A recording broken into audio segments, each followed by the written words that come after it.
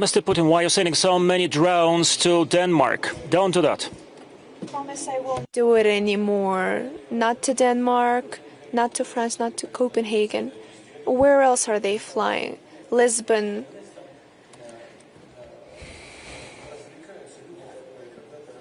People are entertaining themselves, and they used to entertain themselves about the UAV, about the unidentified flying vehicles, about the UVFs.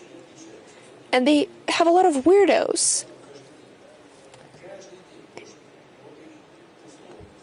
We can watch them every day and they can try and catch them. But if we speak seriously, we don't have UAVs that could reach Lisbon. We have long-range ones. But there are no targets there. That's what matters. But that is another way of stirring up the situation in order to respond to the orders of Washington and to raise their expenditures on defense. Although the European economy their situation is complicated. We've spoken about Germany, France.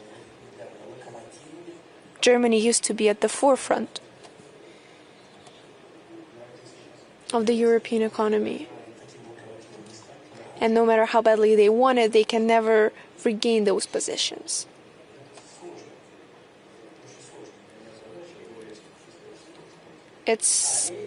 In short term, it's very complicated, and other countries are losing their positions due to the stagnation of leading economies, due to the high budget deficit,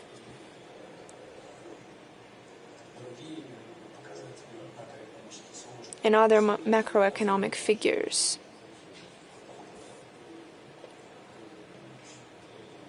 I believe I said that we had 2.6.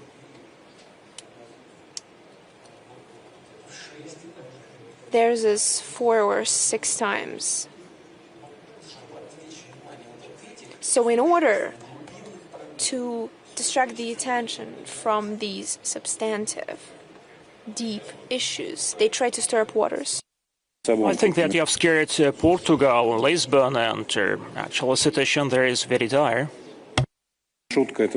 Well, it was a joke. By the way, it was a joke. No, that was not a joke. Then you are warned, that's a very frank thing to do. If you're warned, you can consider yourself armed. Allow me, let's be democratic.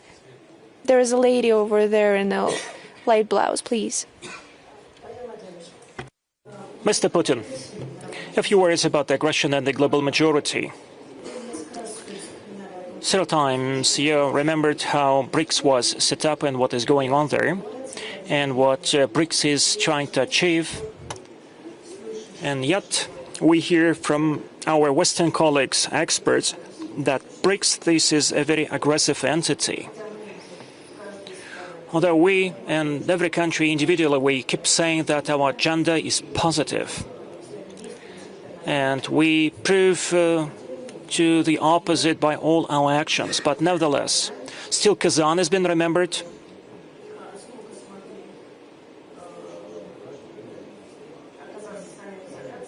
And this shows actually that our European colleagues are isolated, while speaking that this is Russia which is isolated. There are lots of initiatives. I'd like to thank you for your personal support.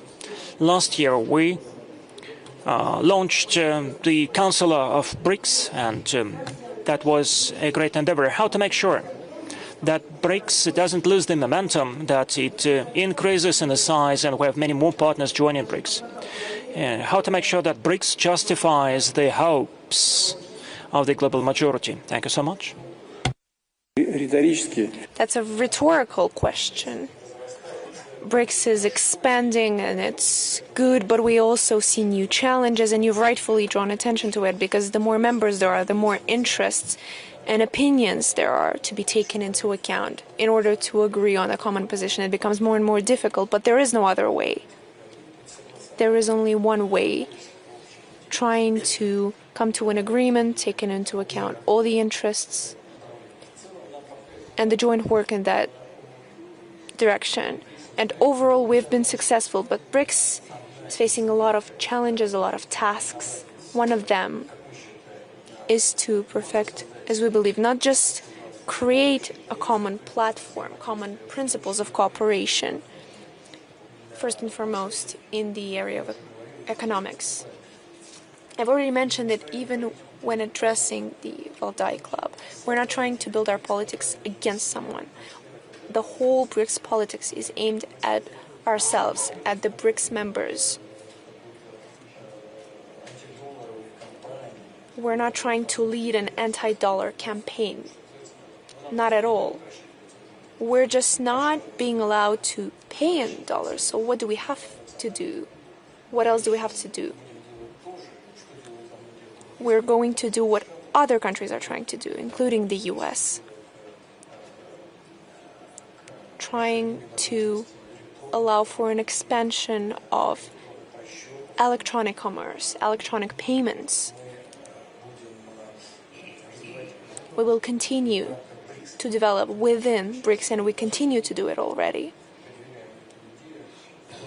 We try to push forward the idea of new investment platforms, where I believe we can expect success on that track.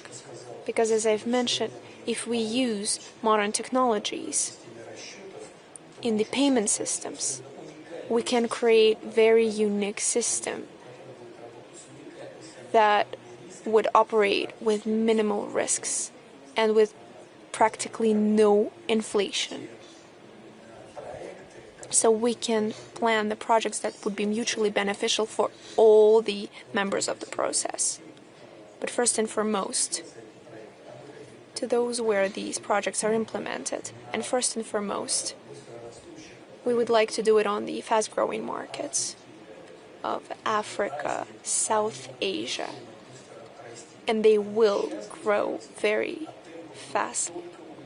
And their growth rates are already fast, and they will only pick up the pace as of today. If we look at the world GDP, BRICS represents 40% of the world GDP.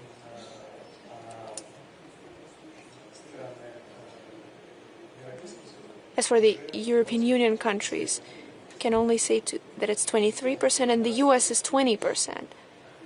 And that pace is picking up. So the G7 countries 7 years ago and right now, and this tendency continues. And what do we want to do? We want to join this track of development, and together with the major BRICS countries to work on these markets. In Africa,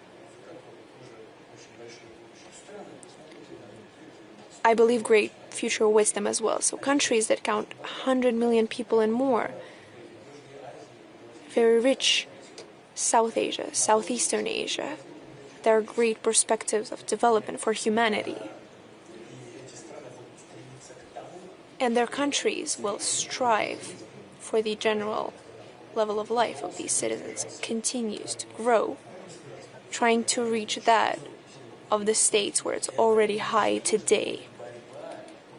So it's inevitably going to be a fight to achieve these results. And we want to join this joint positive work. So what about it is aggressive? I believe it's just a stress-induced reaction to our success, as well as a reaction to the further growth of competitors in the world economic affairs.